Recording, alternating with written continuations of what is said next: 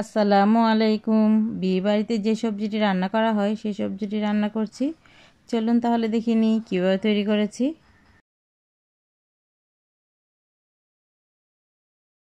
এখানে চুলা একটি পাত্র দিয়ে এতে দুই থেকে তিন টেবিল চামচ তেল দিয়ে দিয়েছি। এবার এতে 3-4 টুকরো রসুনকে গ্রেট করে নিয়েছি। রসুনটিকে তেলের মধ্যে ভালোভাবে ভেজে নিচ্ছি।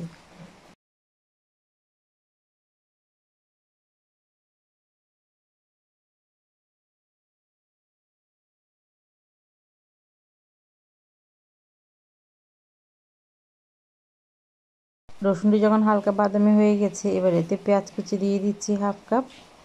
পেঁয়াজগুলোকে ভালোভাবে রসুনের সাথে ভেজে নিচ্ছি।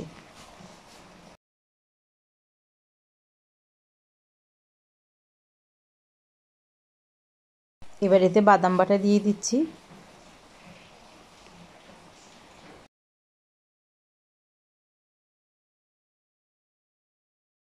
পেঁয়াজ রসুনটাকে বাদামের সাথে ভালোভাবে ভেজে নিচ্ছি।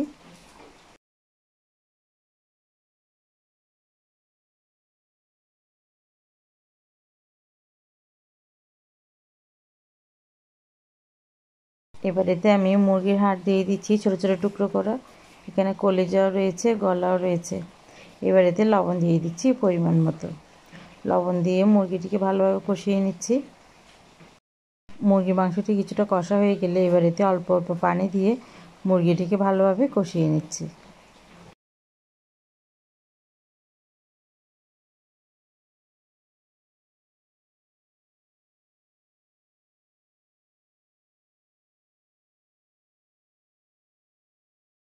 এবার এতে 3 থেকে 4টি কাঁচামরিচ দিয়ে দিচ্ছি।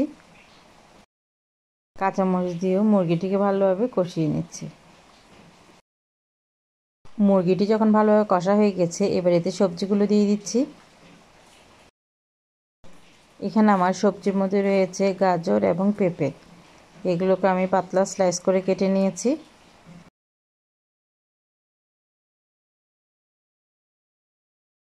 মুরগির সাথে সবজিগুলোকে ভালোভাবে মিক্সড করে নিচ্ছি।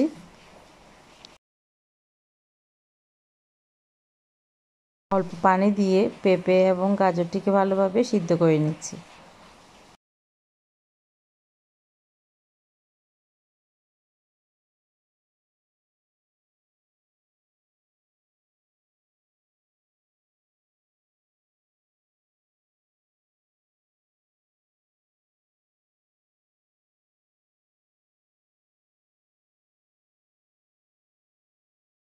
এবার যখন সবজিটি ভালোভাবে সিদ্ধ হয়ে গেছে, এবার এতে 2 টেবিল চামচ দুধ পাউডার, 1 টেবিল চামচ কর্নফ্লাওয়ার দিয়ে ভালোভাবে মিক্সড করে নিচ্ছি।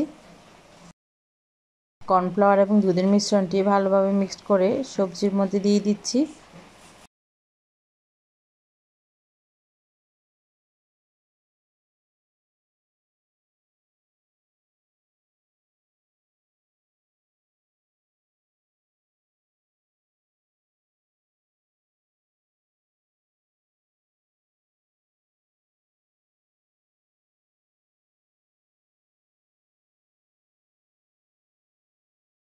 সবজিতে দুধ এবং কর্নফ্লাওয়ার মিশ্রণ মিক্স করে দেওয়ার পরে সবজিটি ভালোভাবে নেড়ে নিতে হবে।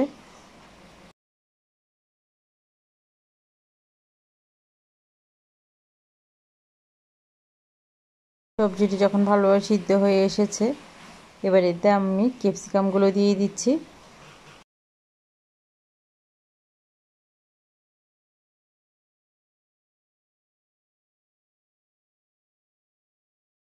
এখানে আমি 2টি পেঁয়াজ নিয়েছি, পেঁয়াজকে খুলে নিয়েছি। পেঁয়াজগুলো সবজির মধ্যে দিয়ে দিয়েছি এবং ভালোভাবে ক্যাপসিকাম এবং পেঁয়াজ সবজির সাথে নেড়ে নিচ্ছি। সবজিটি ঘন হয়ে গেলে এবার এটিকে আমি চুলো থেকে নামিয়ে নিচ্ছি। আমাদের তৈরি হয়ে গেল মজাদার স্বাদের বিয়েবাড়ির সবজি রেসিপি। এটি খেতে অনেক মজা হয়েছে, আপনারা বাসায় ট্রাই করে দেখতে পারেন। আমার রেসিপিগুলো দেখার জন্য আপনাদের সবাইকে অনেক ধন্যবাদ। আল্লাহ হাফেজ।